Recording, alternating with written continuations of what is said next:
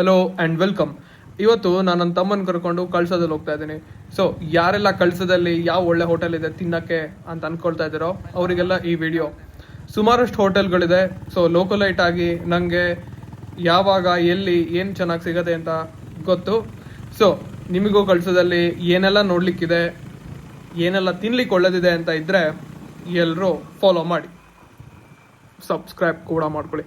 So ಇವಾಗ first thing first, ನಾವಿವತ್ತು ನಂದಿನಿ ದೋಸೆ ಕ್ಯಾಂಪಿಗೆ ಹೋಗ್ತಾ ಇದ್ದೀವಿ. ಕಳ್ಸೋದಲ್ಲಿದೆ. ಸೂಪರ್ ಆಗಿರೋ ದೋಸೆ ಸಿಗುತ್ತೆ. ಓಪನ್ ಆಗೊಂದು ಹೆಚ್ಚು ಕಮ್ಮಿ 6 ತಿಂಗಳಾಯಿತು. ಒಳ್ಳೆ ಟೇಸ್ಟ್. ಸೊ ಇವಾಗ ಫಸ್ಟ್ ಅಲ್ಲಿಗೆ ಹೋಗಿ ದೋಸೆ ತಿಂದು ಕಾಫಿ ಕುಡಿದು ಆಮೇಲೆ ಬೇರೆ ಯಾವ್ದಾದ್ರು ಪ್ಲೇಸಸ್ಸಿಗೆ ಆಗತ್ತಾ ಅಂತ ನೋಡಿ ಅಲ್ಲಿಗೆ ಹೋಗಿ ವಾಪಸ್ ಮನೆ.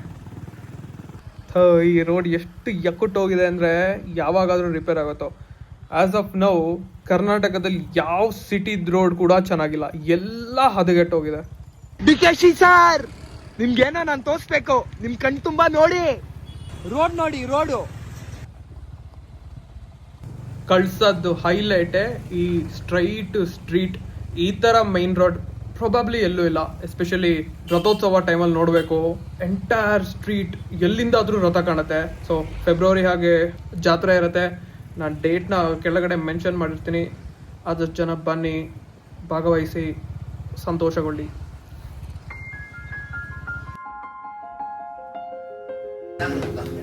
ಅಣ್ಣ ಒಂದು ದಹಿ ವಡೆ.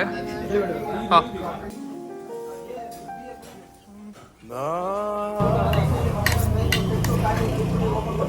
ಸಂಜೆಗೆ ಆಬಾನನು ತಾರೆ ಜೊತೆ ಸೇರಿ ಅಲಂಕರಿಸಲೇ ನೀ ಮರೆತಿರುವ ಕತೆ